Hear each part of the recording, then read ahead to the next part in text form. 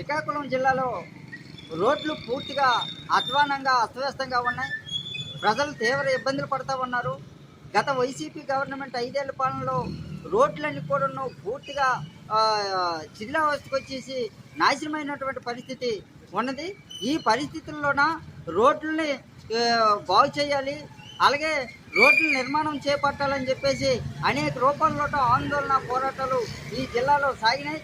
పూర్తిగా కూడాను అధ్వానంగా ఉన్నటువంటి రోడ్లు పూర్తిగా పాడైపోవటం వల్ల ప్రజలు, ప్రయాణికులు, వాహన చాలకులందరూ కూడా తీవ్ర ఇబ్బందులు పడుతున్నటువంటి పరిస్థితి ఉంది. అలాగే శ్రీకాకుళం అలికాంబత్తిల్ రోడ్డు పూర్తిగా పాడైపోయింది. గత గవర్నమెంట్లోన రోడ్ల సమస్య పరిష్కారం కాలేదు.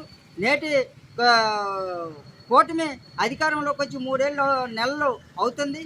ఈ గవర్నమెంట్లోటైనా వెంటనే రోడ్లని బాగు చేయాలని చెప్పేసి ప్రజా సంఘాల తరఫున మేము కోరుతా ఉన్నాం.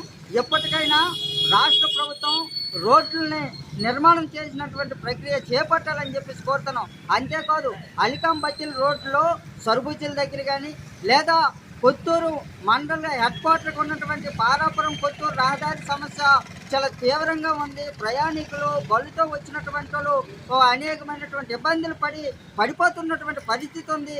ఈ రోడ్డు మీద మురుగునీటి సమస్య ఉంది. ఈ సమస్యను పరిష్కరించండి మహాప్రభు అని చెప్పేసి గతంలోన అనేక రూపాల్లో ఆందోళన చేసిన నాటి గవర్నమెంటు సమస్యను పరిష్కారం చేతగాక ప్రజల సమస్య పరిష్కరించాలని అడిగినందుకు కేసులు పెట్టినటువంటి పరిస్థితి కూడా గత ప్రభుత్వంలో జరిగింది. కాబట్టి కూటమి ప్రభుత్వంలోటైనా రోడ్ల నిర్మాణం చేపట్టే ప్రక్రియ వేగవంతం చేయాలి. ప్రజలు ఇబ్బందులు పడకుండా చూడాలి. గర్భిణీలు, వృద్ధులు, బాల్యంతులు ఈ రోడ్ల మీద ప్రయాణం చేయాలంటేనే భయపడుతున్నటువంటి పరిస్థితి నేటి కొనసాగుతున్నటువంటి పరిస్థితి ఉంది.